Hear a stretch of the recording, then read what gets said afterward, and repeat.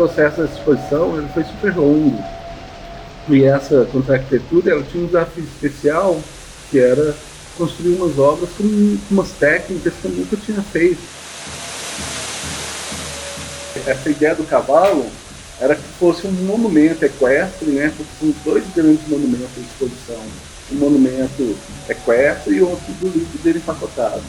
Esse monumento equestre ele era inspirado na tradição clássica. Então essas duas verticalidades representava a ideia da verticalidade como o lugar da ordem, da museologia, do sentido dominante das coisas, da razão, né? E em volta daquilo ali, todos os elementos de contra-arquitetura cortando, interferindo e interagindo. Contra-arquitetura são esses elementos horizontais, obscuros, sujos, imundos, ou que não se entra, que não se encaixa nisso.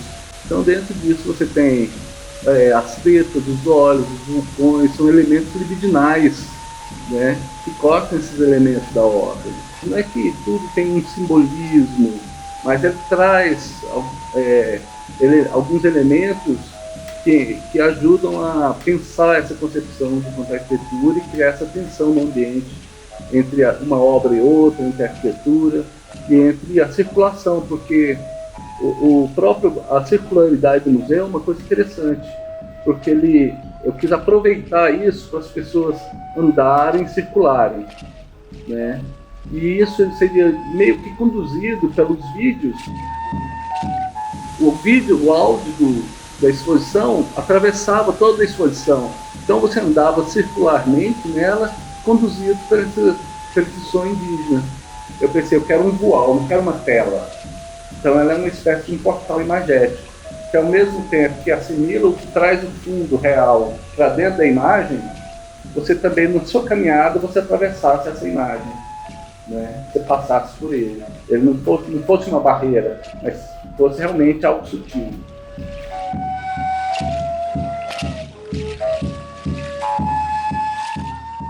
Tem uma coisa do meu trabalho que, por exemplo, essa horizontalidade tem a ver talvez com o próprio Cerrado, viver em Goiás, com a nossa paisagem, que aquele horizonte infinito só é cortado pela verticalidade da chuva. Você vê uma chuva 100 km, tem uma umidade de 100 km, e esses elementos dessa paisagística elas incorporaram naturais no meu trabalho de forma muito forte.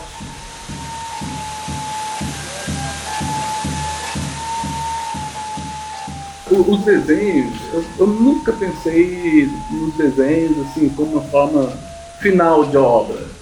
O desenho para mim sempre foi um laboratório, sempre foi a ideia de projeto, desenho como projeto mesmo, e como meditação. Então meu desenho era uma forma de eu pensar transparência. Vocês verem aqui atrás, tem umas transparências, outros são mais fortes, às vezes são elementos sutis, porque a hora que você desenha é uma coisa mágica, né? Você para ali, o mundo desaparece, você fica só você e o papel e a matéria que você está usando.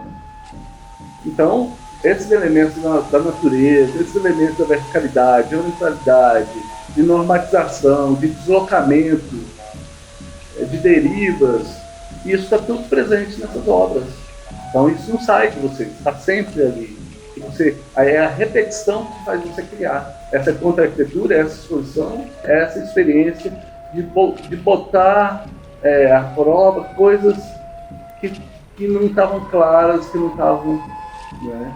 E aí, depois que você olha, você vê, eu continuo sendo eu mesmo.